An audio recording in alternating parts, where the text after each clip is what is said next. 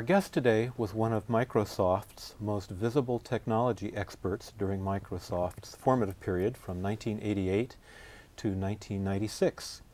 He wrote Windows Calculator and Inside Ole.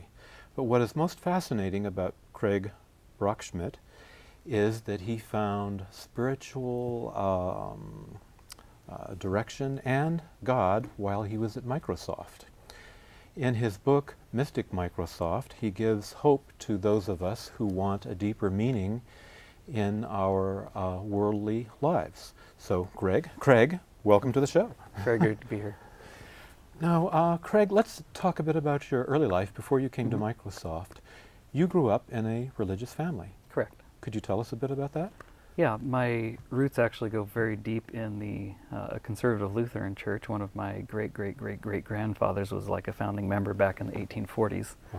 And pretty much everyone on that side of the family had been in that religion, in that faith for their lives. But I noticed by the time you get into the 20th century, and even my father once said that he was in that church because it was most convenient, and not because he had any deep meaning or deep connection with it. It was just took the least amount of energy to maintain. Right.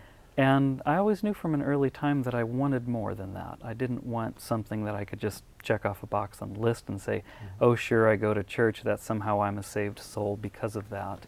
It's like, no, there's more to it. And it really came to a head when I met my present wife. We're about to celebrate our 20th anniversary in 2 days. And we were both 16 at the time, and she had never gone to church at all. She was raised in a secular family, and yet the qualities that I saw in her, the generosity, the kindness, the just understanding and tolerance of people, all the kind of qualities that we would associate with a deeply spiritual person, she had in greater abundance than most people I knew in the church I grew up in. And that really made me start to wonder, what in fact is it that makes a person spiritual? What does it take? What are those? How do you develop those qualities? And it was really from that time that we got together, and especially after we got married, that it's like, I need to really pull back from just the expectations and the surrounding thought form and consciousness of this just church that had been established for a long time and all the family expectations, and find my own way with it. Right. But what was your conception of God before you met your wife? What was your conception of religion, spirituality? It was just something that you did. You went through the motions. So it was a knee-jerk type thing? Very much of my experience of it was going through the motions every week and just doing what was expected. And yet there were times I remembered, like once when I was probably 9 years old, that I had a direct prayer answered. Right. And so I knew there was something there that was responding. It was before we went to Hawaii, and I couldn't find my swim mask. And I prayed the night before to find it, and first thing in the morning I found that swim mask. It's like, okay, God must exist somewhere up there. And yet I couldn't imagine a God that was really wrathful, that was waiting there with the finger of death to sort of strike you down if you sinned on Christmas or something strange like that. In fact, I tested that once and nothing happened. Right. What were your motives? What were your interests when you went into Microsoft? Well, I was really just trying to make a good career for myself. I had grown up wanting to do something reasonably important or significant in some way. I was a very good student in school. I had a lot of expectations sent my way that I should be a good success and do meaningful things. And I thought about going into something like astrophysics, but there were no jobs in that. And I thought, well, I'd been programming in computer since I was 11 in 1980, and said, well, this is a good thing. There's lots of jobs in that. I can make a reasonable living. But at the same time, I didn't feel like that was going to be my end-all, that I was going to start that kind of a career and just stay in that forever. And I'd always had in the back of my mind in college that, well, let's see if I could save up a few years of living expenses and then pursue something more expansive, more artistic perhaps, more philosophical, maybe delve into those questions about spirituality that I've been asking since high school and not really had time to find the answers. And so I went into it because that was the opportunity, and then I found I was having so much fun that I didn't ask those questions again for quite a while. Right. At some point, you said in your book that you didn't want anything to do with religion or God. You wanted to distance yourself from that. What brought you to that? It was really just having had such a long history growing up my whole life with the answers being provided for you and questions not really being tolerated. You asked what was my conception of God, and I remember at one point when my wife and I first got together, drawing a little dot on the cover of a book. We'd put a paper around one of our textbooks and saying that's probably about how much we understand of God. If the God was the whole book, we understand that much. So I knew then that there was a lot more to it than I had been told, and I wanted to discover that, but I couldn't do it on someone else's terms. That's just part of my nature, is that I want to find my own way with things.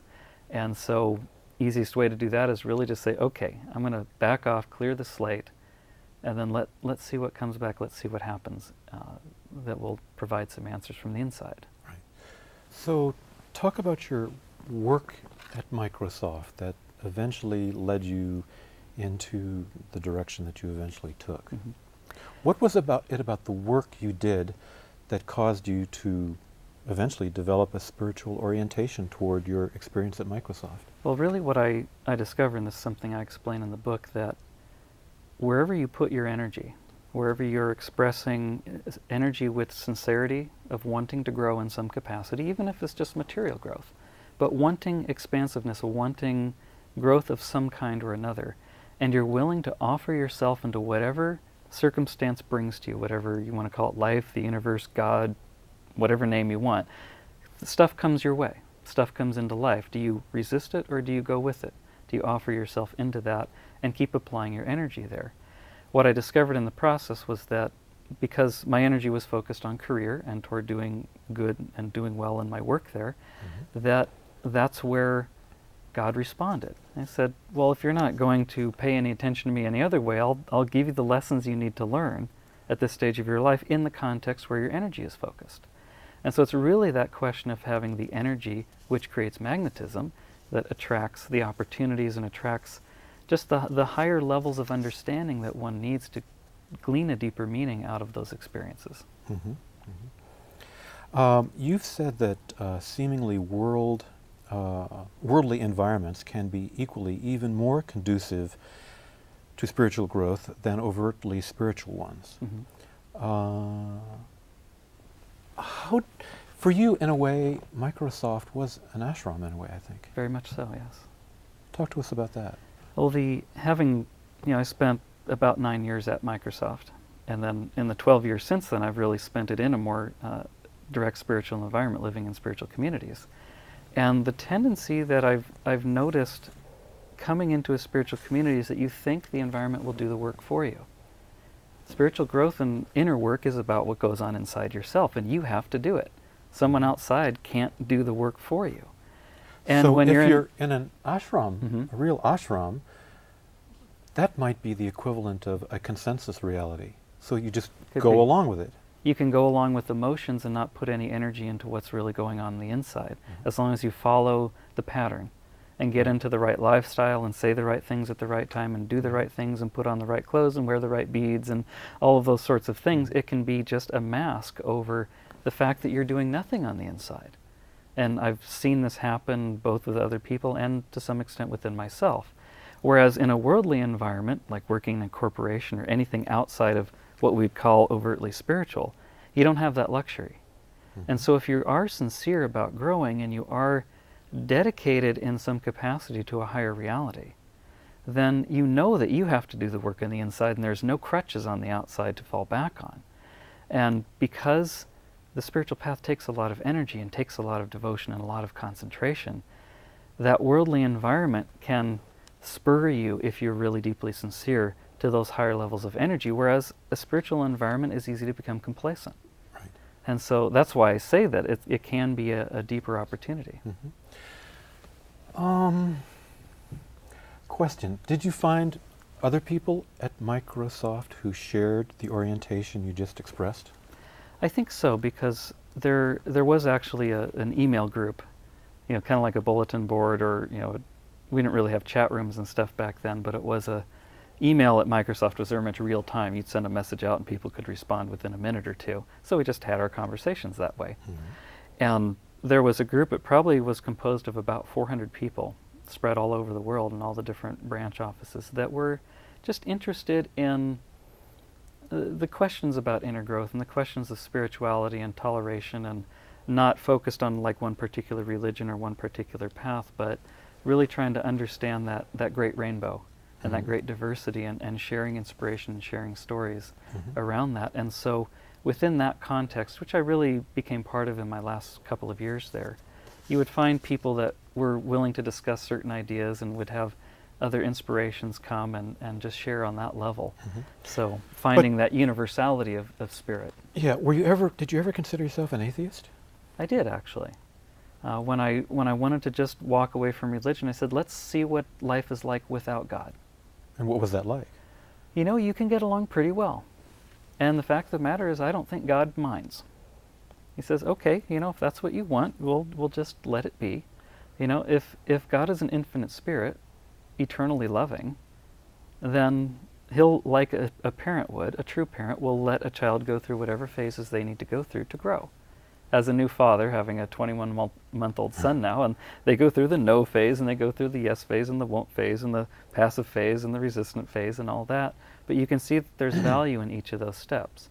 And a greater consciousness like that would be able to see the big pattern and see the big picture, could see that, oh, this is just a necessary step to go to where you really ultimately need to be. Right. And so let's see if in that context, even though you may hold that belief system, if your energy is going in the right way, here's some opportunities to throw at you and see what you do with them. Yeah, Kraig, I read your book, and there seemed to be kind of an evolution of the person I was reading about in the book. And yet, as I talk to you now, I can't see that person. You're totally different.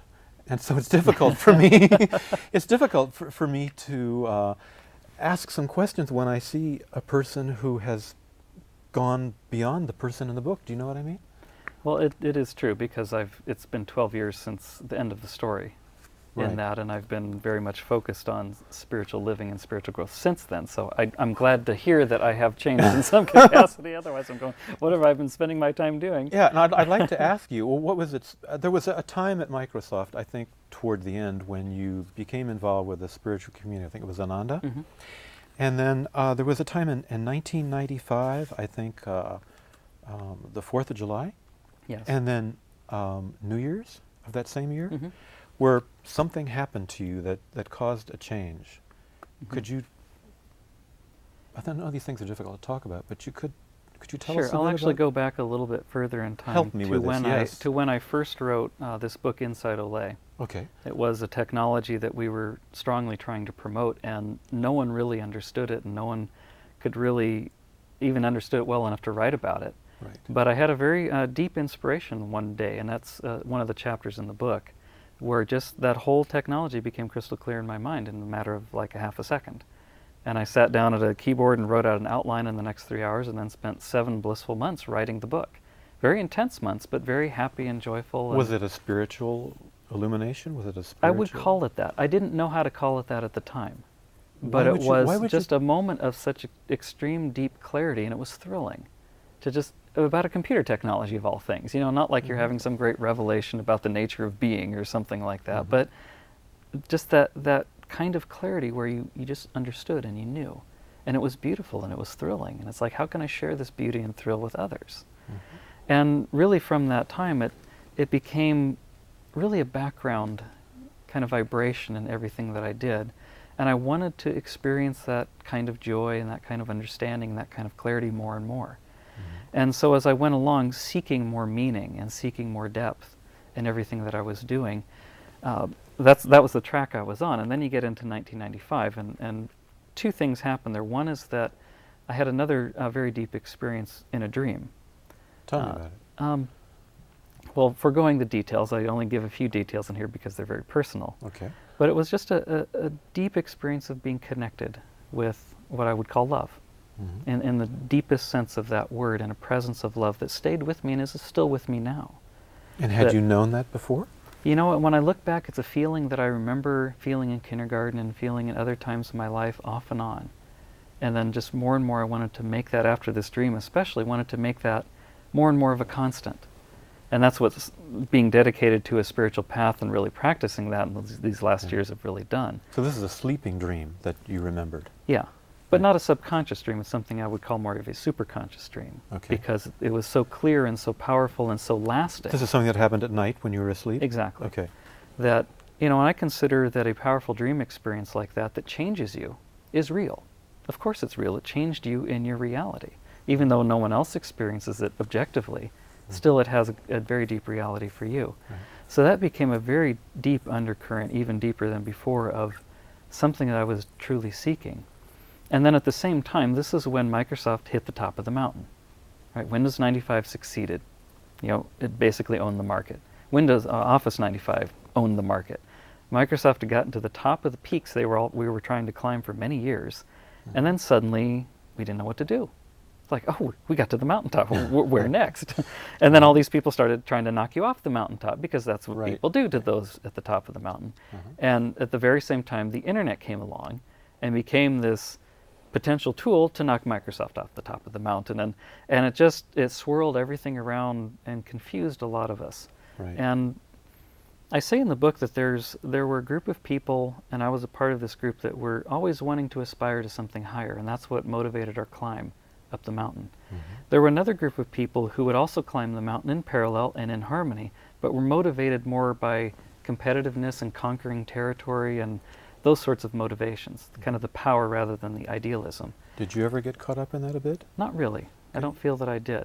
Because I say there are those two groups of people that would go side by side. As long as you're climbing, you're harmonious. But as soon as you get to the top, these people want to find another mountain to climb. These people want to defend their territory. I see. And that's what happened there, right, in 95, is there was this split. And you could feel there was all this fear amongst this group of people trying to be protective of what we'd won, and that I found very disturbing. Why? And just because it was a negative consciousness and a negative energy. It wasn't aspiring toward anything, and it was just, it was getting defensive. People were getting mad. There were fights at meetings that we'd never had fights before at meetings, and people were getting jealous of Netscape, and all this, just this negative energy was swirling around, and I said, I don't know if I want to be a part of that. And around this time you had purchased a house? Yeah, back in 93, actually. Well, 2,800 square feet, and then a car, and then something else, and then a piano. Could you relate that a bit to us, if you feel it's relevant? Sure, it was... It's a little hilarious in the book. It is actually kind of funny. I look back and I laugh. It's the most expensive decision I ever made. Yeah, we're running out of time, and we've got to compress a lot of stuff together, so let's... But the basics is that my wife and I were just going down the pattern of life that the world expected of you. Get a education, get a job, get a house, raise a family, wait till they're out of high school, then do some stuff, and then die.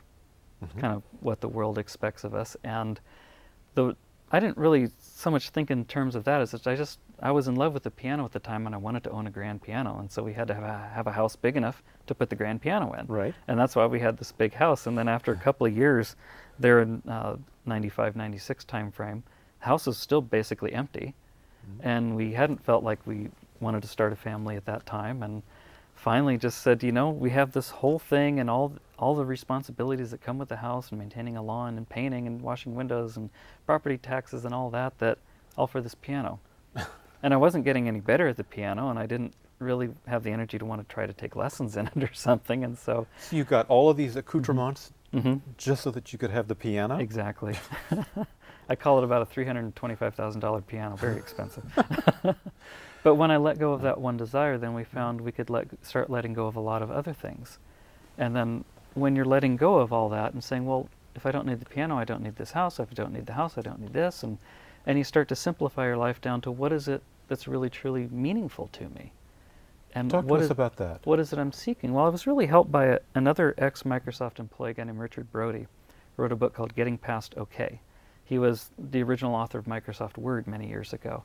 Spent many years after Microsoft himself trying to just find that deeper meaning in life, and wrote this book based on that search, and had a way of helping you distill out what your true, real overriding priorities in life were, quality-wise. Like, were you seeking love or clarity or joy or wholeness or awareness, things like that. Because once you distilled it down to those few words, then you could find any number of possible means to fulfill that need or that priority.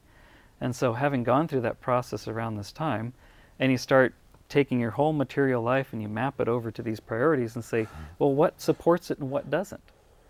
And you start asking those questions, and you realize how easy it is to let go of all these things that don't support what you want to achieve. You eventually let go of Microsoft. Exactly. because I found it to be, I think I had come to a point of completion there, where I had achieved, I think, everything I wanted to coming out of college, and I had more than enough money to retire on. You know, in the book I don't say I'm a multimillionaire, one of those Right. stock option guys. I'm an enoughaire. Right. I found out what was my point of enough, that I didn't need to go beyond that Yeah. to support myself in pursuing new directions. Do you feel that it took your experience at Microsoft to funnel you into the direction that you went in? I think so, because ultimately I needed to go to get to where I was, and needed to, I think karmically I was destined to turn my life in a spiritual direction. But because Microsoft was where I was focusing my energy, that's where all the necessary lessons and the necessary growth came. That's really the message of the book, is to say if you're sincere about that kind of direction in your life, you don't need to fight the circumstances that you have around you. If you have a family and you need to have a job in order to support them, and somewhere in your heart you'd really like to run off to India and be in the ashram, the fact of the matter is that all the opportunities you would have in such an ashram are available right now, right where you are, if you turn your attention and your awareness, that sincerity, that self-offering, in the right direction. What and do you are mean by willing self-offering? Well, it's not, self-offering is a way of really just going with the flow of life as it is, but not passively. We often hear the term go with the flow, but that's more like a piece of driftwood, where, okay, just wherever things take me. Whereas self-offering is saying, well, I have a goal in mind, I have some kind of a focus, I know what I'm looking for. And so when circumstances come, how do I, like a surfer, catch the wave and go with it, use the energy of that wave, use the energy of that circumstance to help me in the direction that I'm trying to go, and not fight it, but work with it. Because a surfer works with the wave. They don't go at it and try to get through it and fight it, they use the energy to go in the direction they're planning. Right. You're living in a spiritual community now. Correct. Can you tell us something about this? Yeah, it's a community that was founded by a direct disciple of Paramahansa Yogananda, a man named Swami Kriyananda, who was actually just here in the Bay Area over the weekend. That's why my wife and I were down here to actually visit him, because he's a good friend. And he met Yogananda back in 1948 after reading Yogananda's autobiography of a yogi that many people have read, and just said he was 22 years old at the time, became a disciple, and has never relinquished that since. It's now been 60 years this year. And one of Yogananda's dreams was to have communities where people of like mind, that were sharing a lot of the same values and sharing a lot of the same aspirations spiritually, would live together to support each other in those aspirations. And so in fulfillment of that dream, Swami Kriyananda decided that he would take on that particular aspect of the mission, and started this organization in Nanda, down in Nevada City, California here, where the original community has turned 40 years this year, same as my age. Right. And then spawned several branch communities around the country, one that's just 3 miles away down here in Mountain View. When you were at Microsoft, I think you could say that there was kind of a consensual reality going on there that you could become trapped in. I think some people were. You know, the money, the stock options, the golden bracelet, Golden handcuffs. golden we call them, handcuffs, yeah. as you called it. And you wanted to gracefully just get away from that. Do you think there's an equivalent in a spiritual community? Let's say the one you're in now. Is there kind of a consensus reality there? You know, it's very easy for any group with a strong reality of its own to get enmeshed in that reality. And I saw that with Microsoft, where it was hard for people to relate outside that reality. So how do you respond to this in the group that you're living in now? Because what I found, what I loved about Ananda is that it didn't get trapped in that. And I even though at different times people can sort of forget there's another reality outside, they've never lost the ability to relate. And I think that comes from the founder, from Kriyananda himself, that he's always out there talking with regular people and relating. You look at the 90-some books he's written, you know, on leadership and money magnetism and education and marriage, and you go down this list, and as well as like scriptural commentaries and all that, and he's always willing to just talk and meet with anybody. He lives in India now, and he's been having meetings with the president and talking about solar power and helping electrify the rural villages that would really be helped by that, and really continuing to relate to that broader reality that the world has, and how do the most time-honored spiritual principles apply to the most pressing problems of modern life. And not asking people to somehow revolutionize their life, but just take one simple principle and apply it and see how even your material life can be improved as well as your inner life. Right. How do you see yourself going with the flow, as we can put it, toward what you consider to be most important? What is most important to you right now?